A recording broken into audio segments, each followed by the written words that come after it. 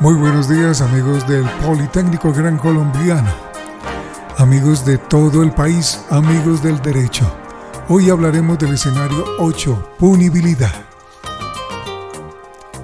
Sobre punibilidad precisa Roxy en 1997 que es, por regla general, una acción típica, antijurídica y efectuada responsablemente. Responsablemente, eso la hace punible, página 970. En este sentido, para Muñoz Conde y García Arán 2010, la punibilidad o penalidad es una forma de recoger y elaborar una serie de elementos o presupuestos que el legislador, por razones utilitarias, diversas en cada caso y ajenas a los fines propios del derecho penal, puede exigir para fundamentar o excluir la imposición de una pena y que solo tienen en común que no pertenecen ni a la tipicidad, ni a la antijuricidad, ni a la culpabilidad y su carácter contingente, es decir, solo se exigen en algunos delitos concretos. Página 400. En consideración a lo expuesto, el hecho de que estamos frente a una conducta típica, antijurídica y culpable, no implica necesariamente que dicho actuar deba ser penalizado porque, como lo señalan Muñoz Conde y García Arán, deben concurrir condiciones objetivas de penalidad, las que sin pertenecer a los elementos de tipicidad, antijuricidad o culpabilidad condicionan la imposición de una pena, puesto que no se discute la existencia de un delito, sino su persecución procesal, como ocurre, por ejemplo, en el proceso penal colombiano, en donde la interposición de la querella es un requisito de procesabilidad de la acción penal cuando se trata de delitos querellables, de manera que si el querellante legítimo no cumple con dicha carga, el agente no sería objeto de penalidad alguna.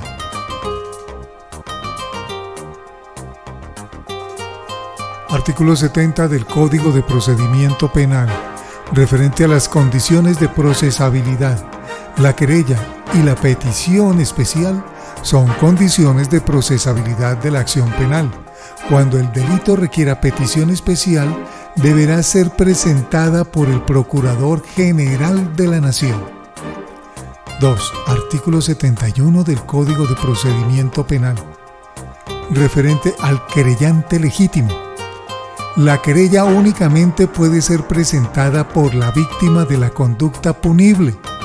Si ésta fuere incapaz o persona jurídica, debe ser formulada por su representante legal. Si el querellante legítimo ha fallecido, podría presentarla a sus herederos.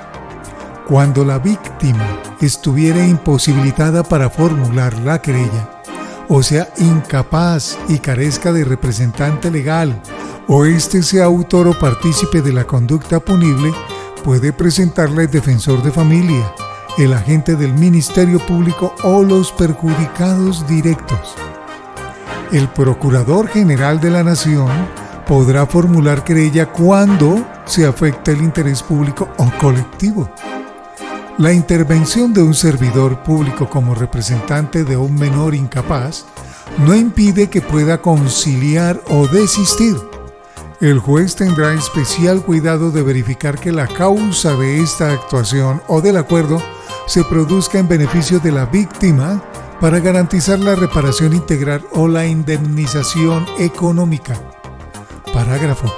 Cuando el delito de hurto no haya sido puesto en conocimiento de la Administración de Justicia por el querellante legítimo, por encontrarse en imposibilidad física o mental para interponer la querella, esta podrá ser instaurada dentro del término legal por el miembro de la Policía Nacional que en el ejercicio de la actividad de policía tenga conocimiento del hecho. En estos casos, la víctima de la conducta seguirá siendo querellante legítimo y el único facultado para ejercer la acusación privada. Continuamos. En contraposición a las llamadas condiciones objetivas de punibilidad, tenemos de conformidad con Muñoz Conde y García Arán 2010 las excusas absolutorias, página 401, que son normalmente causas vinculadas a la persona del autor y que, por lo tanto, solo le afectan a él y no a los demás participantes en el delito, como puede ser el caso de la persona que se retracta de una calumnia o en contra de otro. En síntesis, la realización de una conducta típica, antijurídica y culpable no necesariamente comporta la imposición de una pena o medida de seguridad, puesto que deben tenerse en cuenta las llamadas condiciones objetivas de punibilidad, así como las excusas absolutorias. Teorías de la pena. Autores como Velázquez comprenden que la pena es la privación o restricción de bienes jurídicos impuesta por el órgano jurisdiccional competente a la persona que ha realizado una conducta punible, y cuya función dentro del sistema penal es la protección de los bienes jurídicos para asegurar la coexistencia humana en sociedad, aunque en alguna medida también tiene un cometido restaurador del orden jurídico quebrantado por la infracción a la ley penal, página 661. De conformidad con lo expuesto, la pena ha tenido un desarrollo teórico a lo largo de la historia, pues como lo señala Bustos en el 2012, ha sido uno de los temas que más ha preocupado a los doctrinantes del derecho penal por la virtud. Es necesario exponer brevemente las diferentes teorías que han sustentado la pena. Artículo 225 del Código Penal, referente a la retractación. No habrá lugar a responsabilidad si el autor o partícipe de cualquiera de las conductas previstas en este artículo se retractare voluntariamente antes de proferirse sentencia de primera o única instancia, siempre que la publicación de la retractación se haga a costa del responsable, se cumpla en el mismo medio y con las mismas características en que se difundió imputación o en el que se señale el funcionario judicial en los demás casos, en los que señale el funcionario judicial. No se podrá iniciar acción penal si la retractación o rectificación se hace pública antes de que el ofendido formule la respectiva denuncia. Artículo 221 del Código Penal, referente a la calumnia. El que impute falsamente a otro una conducta típica incurrirá en prisión de 16 a 72 meses y multa de 13.33 a 1.500 salarios mínimos legales mensuales vigentes. Teorías absolutas de la pena. Su postulado esencial se registra en el pensamiento de dos importantes filósofos.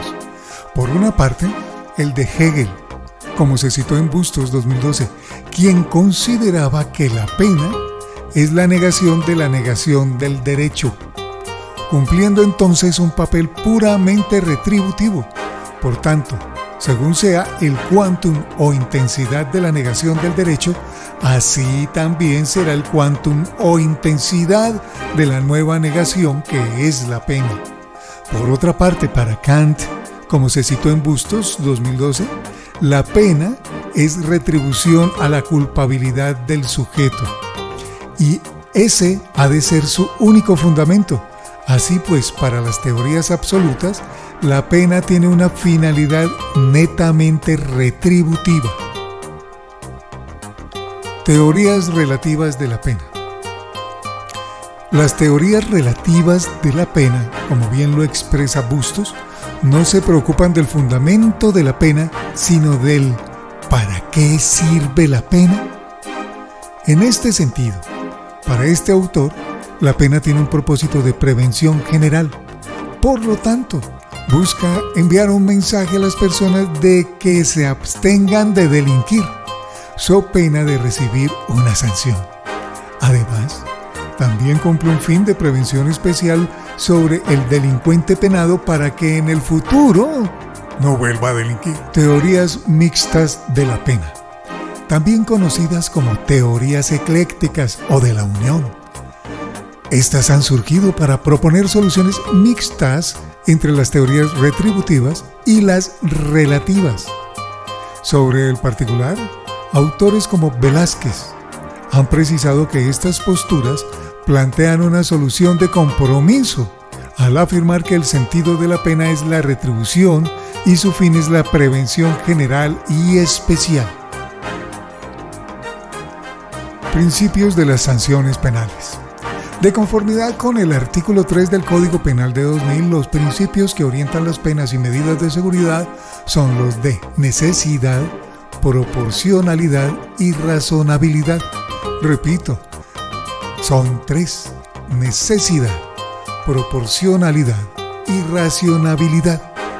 A continuación se explicará cada uno de estos importantes principios. Necesidad de la pena. La necesidad de la pena, como principio de las sanciones penales, exige que al momento de atribuirse la sanción penal, se verifique si con la misma se está preservando la paz y la armonía social, así como la conservación de los bienes jurídicos tutelados de los demás asociados y la reinserción social del penado como instrumento útil para la comunidad. Proporcionalidad de la pena.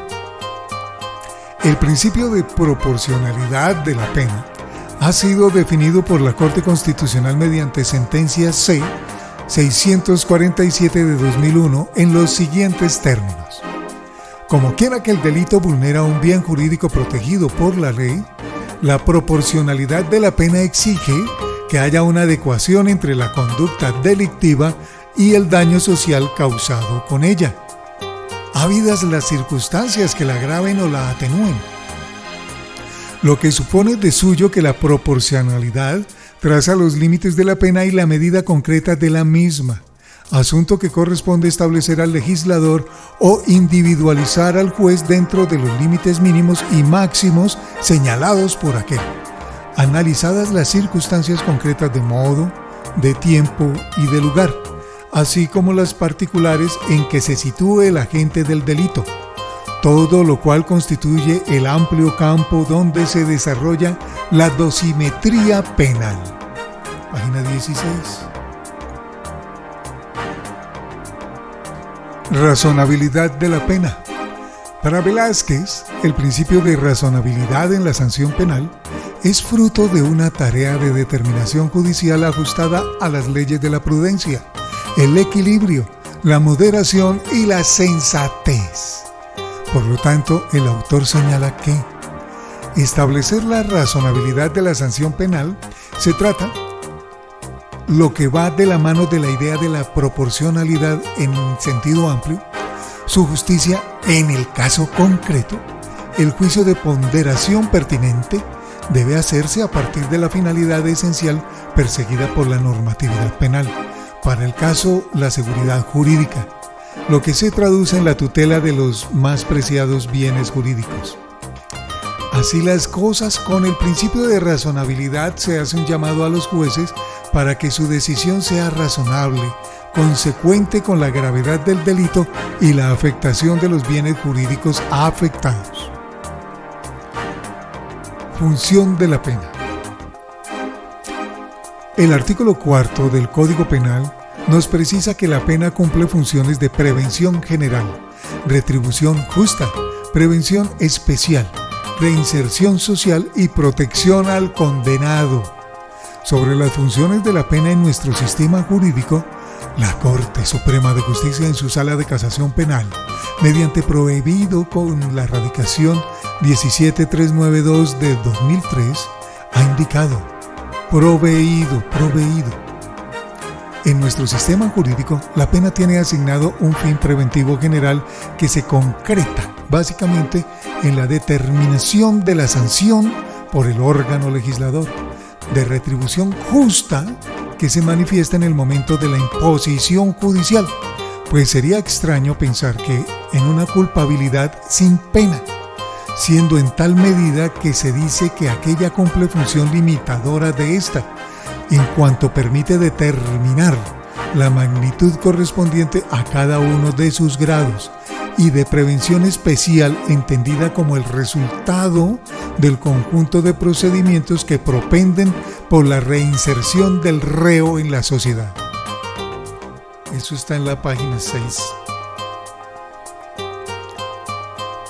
De lo dicho, se concluye que en nuestro país se aplican las llamadas teorías mixtas de la pena en la medida en que cumplen funciones de prevención general, puesto que el legislador busca mandar un mensaje a los asociados de abstenerse a cometer las conductas que se enlistan en la norma penal. Por su parte, la imposición de la pena pretende una retribución justa para el condenado, puesto que ha dañado un bien jurídico tutelado de otro, lo que impone una sanción equiparable al daño causado. Y finalmente encontramos la prevención especial, la cual se materializa a través de una política penitenciaria encaminada a lograr una reeducación, reinserción y protección del penado, para que una vez cumplida su sanción se reintegre a la sociedad y sea un instrumento útil para ella. Clases de pena. A voces del artículo 34 del Código Penal, las penas que se imponen dentro de nuestro ordenamiento jurídico penal son principales, sustitutivas y accesorias privativas de otros derechos cuando no obren como principales. Ahora vamos a ver. Penas principales. El artículo 35 de nuestro Código Penal de 2000 dispone que son penas principales la privativa de la libertad de prisión, la prisión perpetua revisable, la pecuniaria de multa y las demás privativas de otros derechos que como tal se consagren en la parte especial. Sobre las penas principales, especial mención merece la llamada prisión perpetua revisable, en la medida en que nuestra Constitución 1991 se prohíbe la llamada prisión perpetua.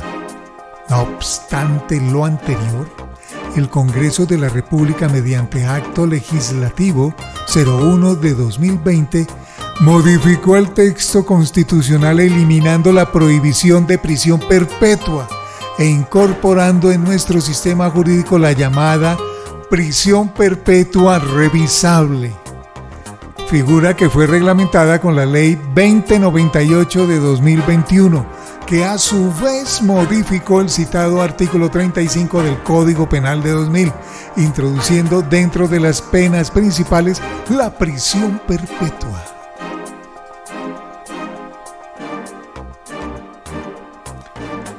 Sin embargo, la Corte Constitucional en Providencia C-294 de 2021 declaró la inexequibilidad del anotado acto legislativo 01 de 2020, mas no de la Ley 2098 de 2021, en razón a que ésta se tramitó y expidió mientras se surtía el examen constitucional del citado acto legislativo. Frente a lo anterior, Hernández y Rodríguez 2021 consideran que resulta inaceptable la reglamentación actual de la prisión perpetua revisable, inexistente en nuestro ordenamiento jurídico o por lo menos carente de soporte constitucional. Y por ende la Ley 2098 de 2021 en su totalidad contraría la provisión vigente sobre las penas de prisión perpetua, artículo 34 constitucional, página 203. En ese sentido, Hernández y Rodríguez estiman que la Ley 2098 de 2021 no tiene soporte constitucional y que debe seguir la misma suerte del acto legislativo 01 de 2020, recordando el principio general del derecho de que lo accesorio sigue la suerte de lo principal. ¿Sí escucharon? Lo accesorio sigue la suerte de lo principal. En todo caso, esta problemática de vigencia de la ley encuentra solución en la jurisprudencia de la Corte Constitucional con la llamada inconstitucionalidad por consecuencia, es decir, que como consecuencia de la inexequibilidad del acto legislativo 01 de 2020, la ley que la reglamentó, esto es la 2098 de 2021, también lo es.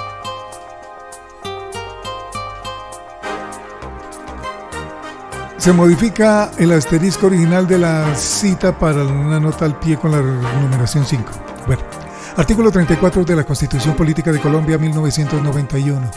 Se prohíben las penas de destierro, prisión perpetua y confiscación, No obstante, por sentencia judicial, se declarará extinguido el dominio sobre los bienes adquiridos mediante enriquecimiento ilícito en perjuicio del tesoro público o con grave deterioro de la moral social. Artículo 34, con modificación del Acto Legislativo 01 de 2020 de la Constitución Política de Colombia de 1991.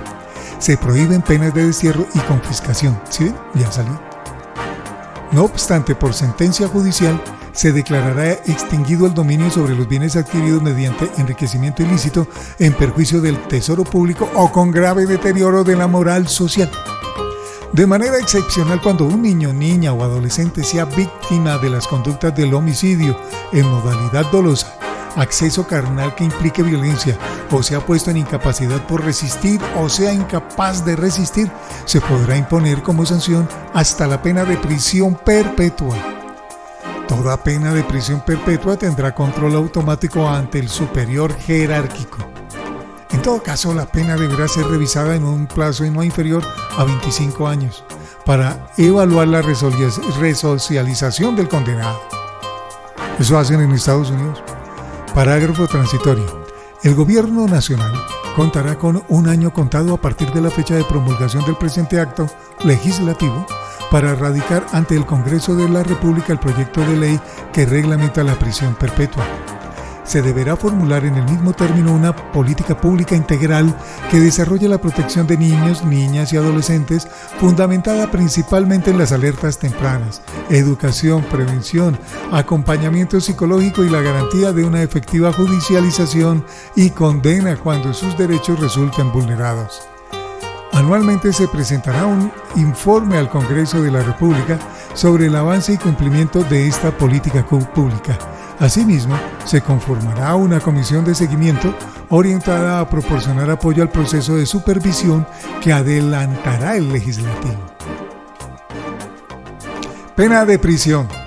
La prisión debe entenderse como la sanción más intensa en cuanto a la limitación de los derechos debido a que restringe la libertad de locomoción de una persona que ha sido condenada dentro de un proceso penal.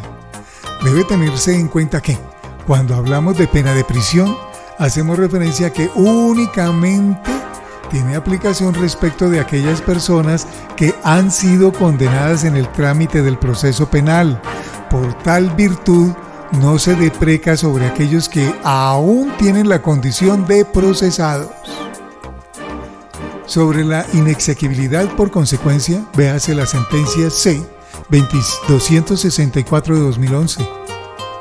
Artículo 37 del Código Penal de 2000 referente a la pena de prisión. La pena de prisión se sujetará a las siguientes reglas. 1. La pena de prisión para los tipos penales tendrá una duración máxima de 60 años, excepto en los casos de concurso. 2. Su cumplimiento, así como los beneficios penitenciarios que supongan la reducción de la condena, se ajustarán a lo dispuesto en las leyes y en el presente código. 3. La detención preventiva no se reputa como pena. Sin embargo, en caso de condena, el tiempo cumplido bajo tal circunstancia se computará como parte cumplida de la pena.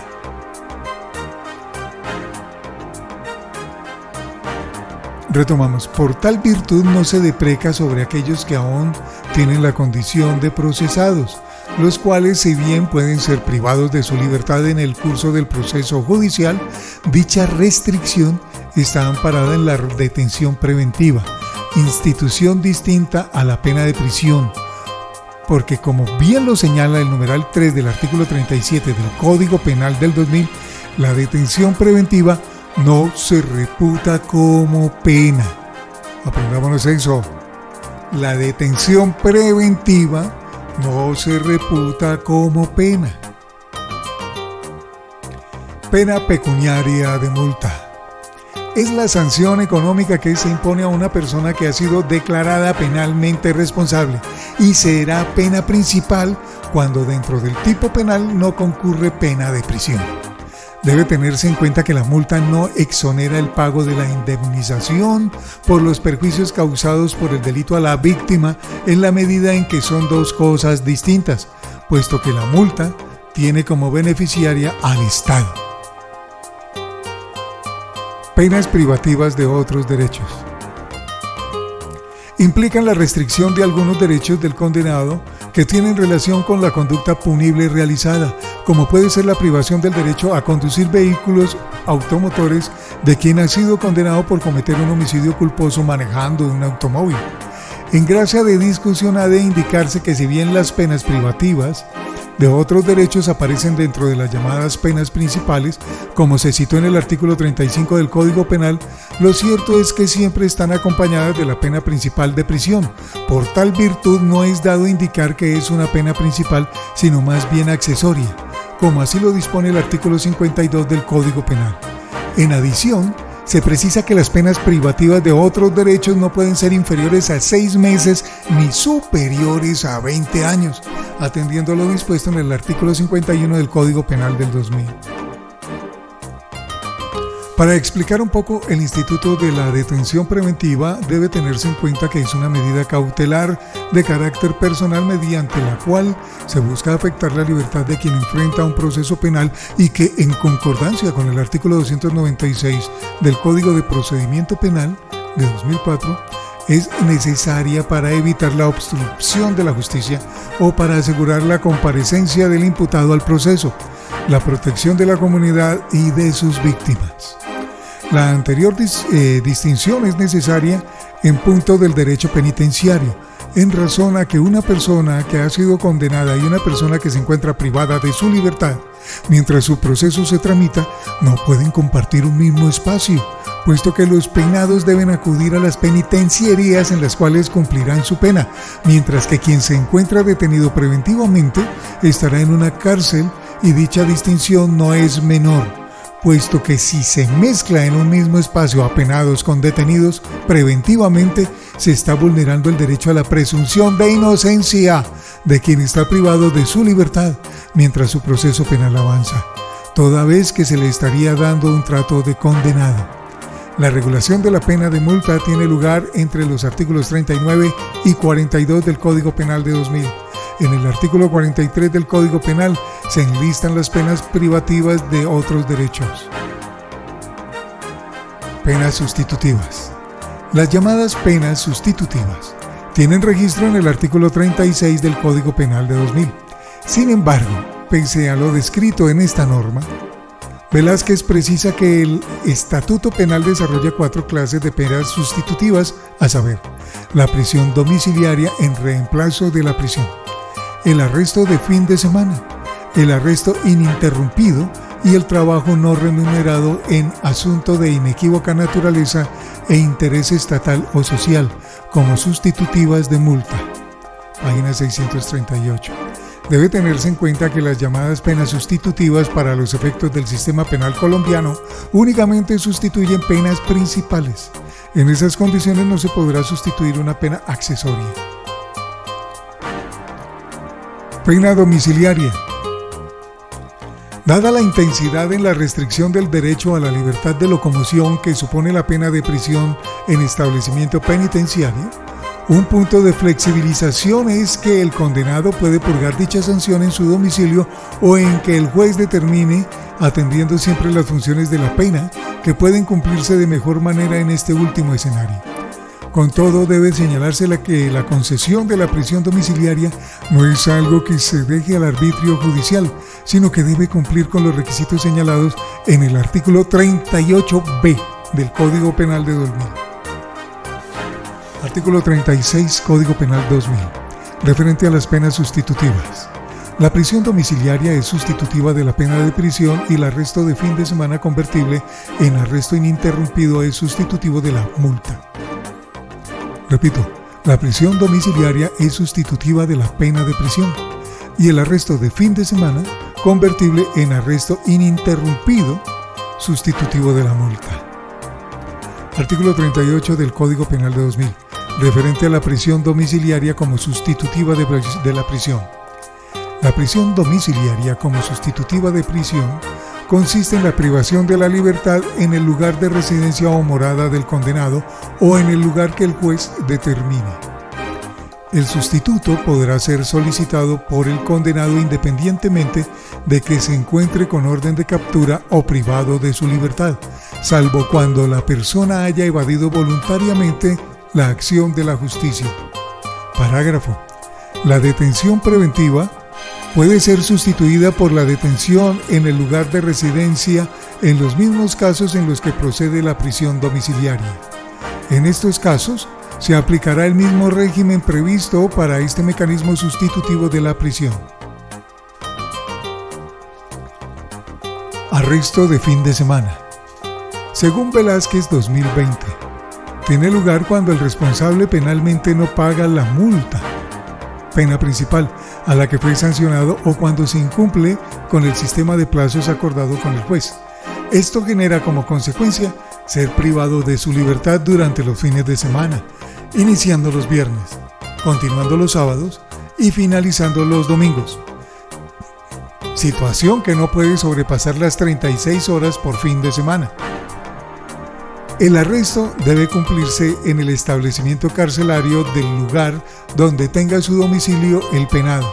Sobre la duración del arresto, Velázquez precisa que no puede ser inferior a 5 ni superior a 50 arrestos de fin de semana, esto es, entre 180 y 1800 horas, y, como es pena sustitutiva, cada unidad multa incumplida equivale a 5 arrestos de fines de semana, esto es, un total de 180 horas. Página 686. Arresto continuo o ininterrumpido. Para Velázquez, el arresto ininterrumpido suple el arresto de fin de semana, por lo que se trata de una sanción doblemente sustitutiva, pues reemplaza a otra que se impone en lugar de la multa progresiva. El arresto ininterrumpido, de conformidad con el inciso 5, artículo 40 del Código Penal, se presenta cuando el penado incumple un arresto de fin de semana, por lo que el juez podrá sustituir dicha medida por el arresto ininterrumpido. Sobre este punto debe observarse que 3 días de arresto ininterrumpido suplen un arresto de fin de semana. Artículo 40 del Código Penal de 2000. El incumplimiento injustificado en una sola oportunidad por parte del arrestado dará lugar a que el juez que vigila la ejecución de la pena decida que el arresto se ejecute de manera ininterrumpida. Cada arresto de fin de semana equivale a 3 días de arresto ininterrumpido. Inciso 5. El trabajo, asunto de interés estatal o social, constituye una pena sustitutiva de la multa. Por lo tanto, en aquellos casos en los que se encuentre acreditada la imposibilidad de pago por parte del condenado, el juez podrá sustituir la pena principal de multa, total o parcialmente, mediante trabajos no remunerados en asuntos de interés estatal o social. Buena esa. Penas accesorias. Atendiendo a lo previsto por el artículo 52 del Código Penal del 2000, las penas accesorias serán las privativas de otros derechos. Recordemos que estas se enlistan en el artículo 43 del Estatuto Penal. En cuanto al cumplimiento de las penas accesorias, debe señalarle que éstas deberán estar acompañadas de la pena de prisión, de manera que no pueden aplicarse en aquellos casos en los que la multa es la sanción principal, según lo previsto en el artículo 53 del Código Penal de 2000. Las medidas de seguridad. Para abordar este punto, es necesario memorar lo visto en anteriores escenarios sobre la culpabilidad. Recordemos que en Colombia hay un sistema de sanciones dualista, en el entendido en que se imponen penas a aquellas personas imputables para la ley penal y medidas de seguridad para los inimputables. Por lo tanto, la medida de seguridad cumple unas funciones distintas de la pena, entre las que se encuentran la protección, curación, tutela y rehabilitación, de conformidad con el artículo 5 del Código Penal de 2000. En cuanto a las clases de medidas de seguridad, el artículo 69 del Código Penal de 2000 señala la internación en establecimiento psiquiátrico o clínica adecuada, la internación en casa de estudio o trabajo y la libertad vigilada. Página 38. Vamos a leer el artículo 39. El artículo 39 del Código Penal de 2000 dice: amortización mediante trabajo. Acreditada la imposibilidad de pago, podrá también el juez autorizar, previa conformidad del penado, la amortización total o parcial de la multa mediante trabajos no remunerados en asuntos de inequívoca naturaleza e interés estatal o social. Numeral 7, inciso 1.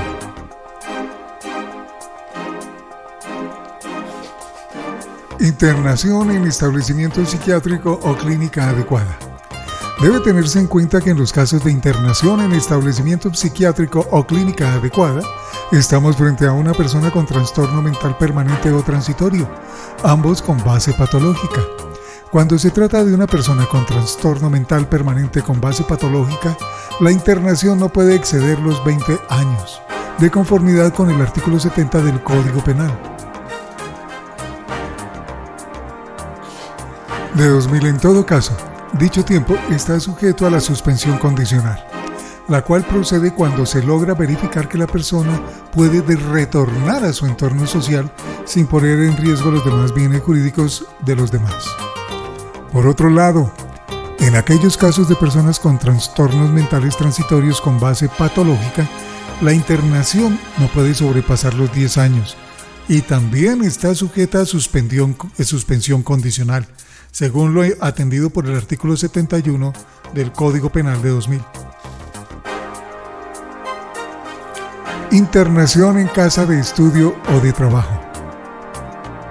Esta medida de seguridad tiene por objeto a los inimputables que no padecen trastorno mental, sobre los cuales se dispondrá su internación en un establecimiento público o particular en los que se le pueda suministrar educación, adiestramiento industrial, artesanal o similares, medida que tampoco puede sobrepasar los 10 años y está sujeta a la suspensión condicional de conformidad con el artículo 72 del Código Penal de 2000. Libertad vigilada. Por último, está la llamada libertad vigilada, que puede imponerse como accesoria de la medida de internación una vez ésta se haya cumplido y consiste en las obligaciones de residir en un determinado sitio, de acudir a determinados lugares y de presentarse ante las autoridades de su control. Medidas que, en todo caso, no pueden ser superiores a los 3 años, según lo dispuesto en el artículo 74 del Código Penal de 2000. La responsabilidad civil derivada de la conducta punible. El artículo 94 del Código Penal de 2000 señala que la conducta punible origina obligación de reparar los daños materiales y morales causados con ocasión de aquella. Página 46. Dicha disposición guarda armonía con los artículos 1494 y 2341 del Código Civil de 1873, en el que se establece que el delito es fuente de obligaciones para quien lo ha cometido, por lo que está en el deber de indemnizar el daño causado. Titulares de la acción civil. Son titulares de la acción civil derivada del delito todas aquellas personas naturales y jurídicas que han resultado perjudicadas de manera directa o indirecta por la conducta punible. Personas obligadas a indemnizar. El legislador estableció en el artículo 96 del Código Penal de 2000 que los daños derivados de la conducta punible deben ser reparados por quienes hayan sido declarados responsables penalmente o por aquellos que por ministerio de la ley estén obligados a indemnizar. Así las cosas, tendremos que en primer término el llamado a reparar los daños causados por el delito es quien los cometió. Sin embargo, surgen figuras como el tercero civilmente responsable, persona natural o jurídica, que sin haber realizado la conducta típica y antijurídica debe responder patrimonialmente, como puede ser un caso de homicidio culposo en un accidente de tránsito en el que el vehículo involucrado es un camión de una determinada empresa, imputándosele el daño patrimonial a esta, quien tiene la obligación de reparar el daño. Por último, están las empresas aseguradoras, las cuales son vinculadas en el proceso penal con el fin de responder civilmente en virtud del contrato de seguro que se tiene con quien cometió el delito. Artículo 1494 del Código Civil de 1873, referente a la fuente de las obligaciones. Las obligaciones nacen ya del concurso real de las voluntades de dos o más personas, como en los contratos o convenciones, ya de un hecho voluntario de la persona que se obliga, como en la aceptación de una herencia o legado, y en todos los cuasicontratos, ya a consecuencia de un hecho que ha inferido injuria o daño a otra persona, como en los delitos, ya por disposición de la ley, como entre los padres y los hijos de familia. Artículo 2341 del Código Civil de 1873, referente a la responsabilidad civil extracontractual. El que ha cometido un delito o culpa que ha inferido daño a otro es obligado a la indemnización sin perjuicio de la pena principal que la ley imponga por la culpa o el delito cometido. Página 267. Artículo 95 del Código Penal de 2000, referente a los titulares de la acción civil. Las personas naturales o sus sucesores, las jurídicas perjudicadas directamente por la conducta punible, tienen derecho a la acción indemnizatoria correspondiente, la cual se ejercerá en forma señalada por el Código de Procedimiento Penal. El actor popular tendrá la titularidad de la acción civil cuando se trate de lesión directa de bienes jurídicos colectivos. Sobre el particular, en la sentencia C-516 de 2007 se indicó que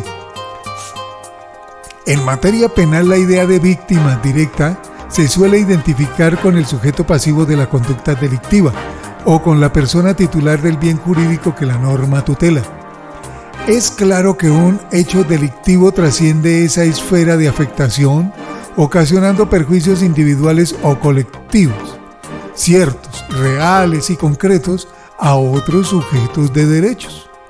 En la teoría del daño civil se usa la categoría de víctima directa o damnificado directo para hacer referencia a la calidad en la cual se comparece a solicitar el resarcimiento de un perjuicio. Si se trata de la persona directamente afectada por el hecho generador del daño, se considera víctima o damnificado directo, en tanto que son víctimas o damnificados indirectos los herederos o los comuneros. Párrafo 8.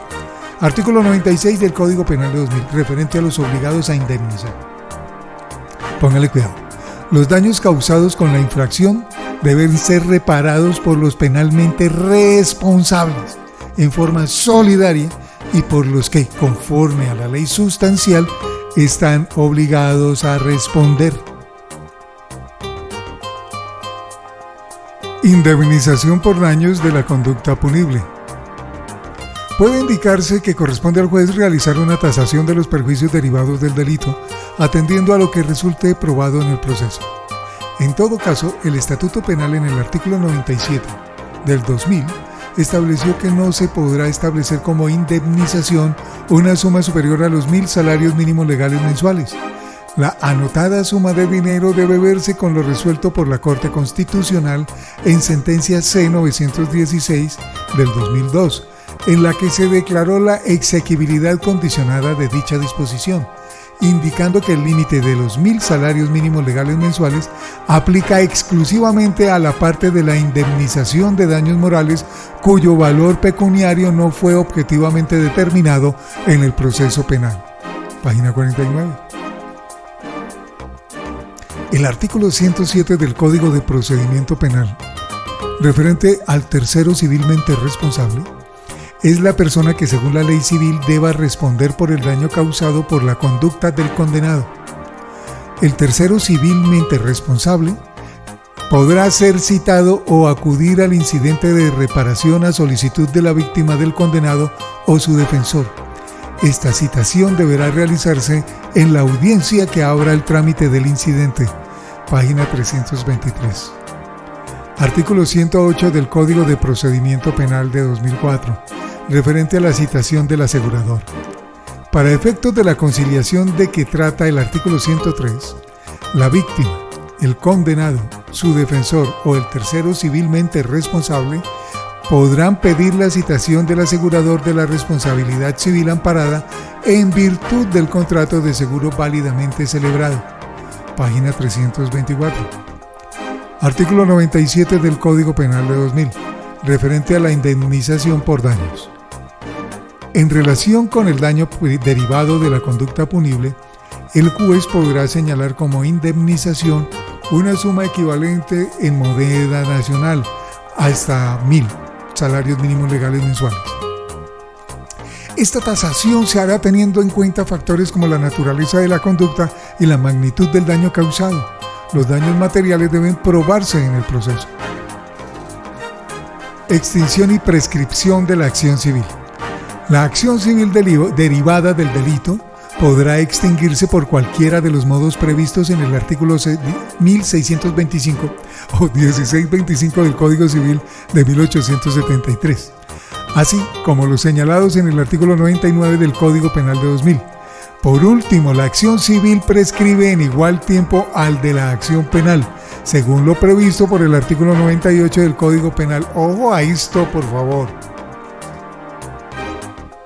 La acción civil prescribe en igual tiempo al de la acción penal, según lo previsto por el artículo 98 del Código Penal. Extinción de la acción penal. Recordemos que la acción penal encarna el llamado ius puniendi, o derecho a castigar que tiene el Estado, ius puniendi. De manera que la extinción de esta constituye un límite a dicha facultad sancionadora. ¿Cómo se pasa a revisar? Dentro de las causas que extinguen la acción penal, de conformidad con el artículo 82 del Código Penal de 2000, tenemos la muerte del procesado, el desistimiento, la amnistía propia, la prescripción de la acción penal, la oblación, el pago en los casos previstos en la ley, indemnización integral en los casos previstos por la ley, la retractación en los casos previstos por la ley y los demás que consagre la ley. Muerte del procesado. Bajo en el entendido de que el derecho penal es de acto y se sustenta en la responsabilidad penal individual, la muerte del presunto responsable conlleva necesariamente a que se extinga la acción penal. Artículo 1625 del Código Civil de 1873, referente a los modos de extinción. Toda obligación puede extinguirse por una convención en que las partes interesadas, siendo capaces de disponer libremente de lo suyo, consientan en darla por nula. Las obligaciones se extinguen además en todo o en parte. 1. Por la solución o pago efectivo. 2. Por la novación. 3. Por la transacción. 4. Por la remisión. 5. Por la compensación. 6. Por la confusión. 7. Por la pérdida de la cosa que se debe. 8. Por la declaración de nulidad o por la rescisión. 9. Por el evento de la condición resolutoria. 10. Por la prescripción de la transacción y la prescripción. Se tratará al fin de este libro. De la condición resolutoria se ha tratado en el título de las obligaciones condicionales. Artículo 99 del Código Penal de 2000, referente a la extinción de la acción civil. La acción civil derivada de la conducta punible se extingue por cualquiera de los modos consagrados en el Código Civil. La muerte del procesado, el indulto, la amnistía impropia y en general las causales de extinción de la punibilidad que no impliquen disposición del contenido económico de la obligación, no extinguen la acción civil. Desistimiento. Tiene lugar cuando el querellante legítimo desiste de continuar con el ejercicio de la acción penal por su propia voluntad. Se precisa que esta figura opera únicamente en aquellos delitos que se enlistan en el artículo 74 del Código de Procedimiento Penal de 2004. La amnistía propia es un instituto con el cual se logra la extinción de la acción penal mediante la promulgación de leyes que lo dispongan para determinados delitos que han cometido ciertas personas. Todo se surte en el marco de acuerdos de conveniencia pública, con los que se pueden dar dentro de procesos de justicia transicional, que buscan salidas democráticas y negociadas a dictaduras, guerras internas o graves situaciones de conmoción interior. Prescripción de la acción penal. Sobre la prescripción de la acción penal ha establecido la Corte Constitucional en sentencia C 416 de 2002, que es una sanción al Estado por su inactividad al adelantar las actuaciones tendientes a dar con los presuntos responsables de las conductas punibles o de lograr determinar su responsabilidad penal dentro de un proceso penal. En este sentido, es también una garantía para los asociados en la medida en que permite que una persona no esté sometida de manera intemporal a una investigación o a un proceso penal sin que sea resuelta su situación jurídica. Del artículo 83 al 86 del Código Penal de 2000 encontramos las reglas de la prescripción que deberán tenerse en cuenta por parte de los sujetos procesales y el operador jurídico. Oblación consiste en el pago de la multa respecto de aquellos delitos en donde aquella opera como pena principal. El pago en los casos previstos en la ley.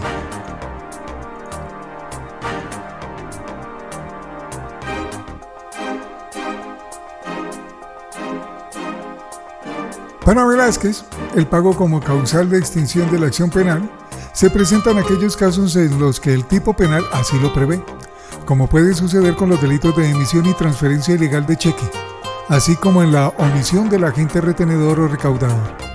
En el primer delito, atendiendo lo dispuesto en el inciso segundo del artículo 248 del Código Penal, se prevé que la acción penal cesará por el pago del cheque antes de la sentencia de primera instancia.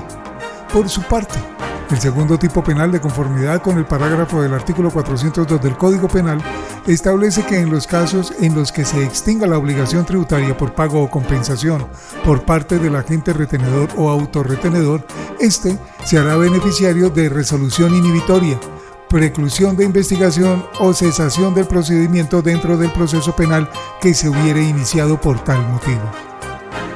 Indemnización integral en los casos previstos en la ley. Radica en la posibilidad que tiene el procesado de reparar a la víctima y que, como consecuencia de ello, se extinga la acción penal. Por otra parte, se precisa que ésta únicamente opera en los delitos previstos por el artículo 42 del anterior Código de Procedimiento Penal de 2000. El artículo 42 del anterior Código de Procedimiento Penal referente a la indemnización integral.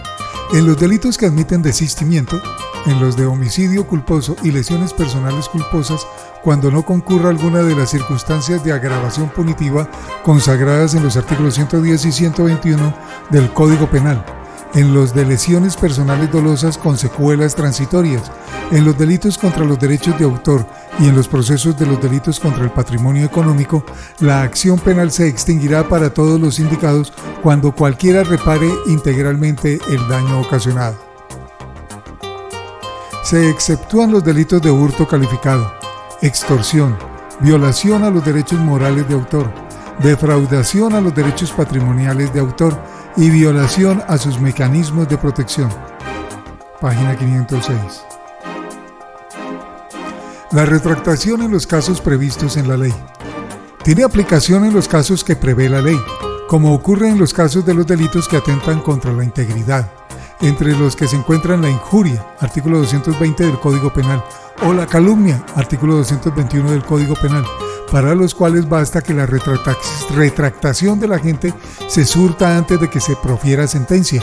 Eso sí, la presente causal de extinción deberá atender las reglas previstas por el artículo 225 del Código Penal de 2000, los demás que consagre la ley. Sobre esta causal genérica de extinción es necesario acudir al artículo 77 del Código de Procedimiento Penal de 2004, en donde además de las anotadas causales de extinción previstas en el artículo 82 del Código Penal, se desarrollan la caducidad de la querella y la aplicación del principio de oportunidad. Sobre la caducidad de la querella, debe informarse que aquellas personas que han sido afectadas por un delito querellable disponen de un término para iniciar la acción penal, el cual se prevé en el artículo 73 del Código de Procedimiento Penal de 2004, de manera que si no lo hacen, sencillamente aplicará el fenómeno de la caducidad, imposibilitando que el agente de la conducta sea objeto de un proceso penal.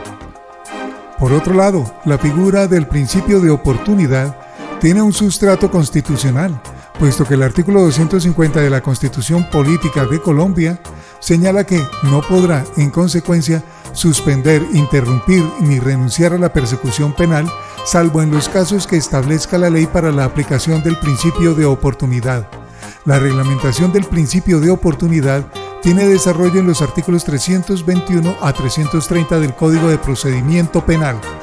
El artículo 73 del Código de Procedimiento Penal de 2004, referente a la caducidad de la querella. La querella debe presentarse dentro de los 6 meses siguientes a la comisión de la conducta punible.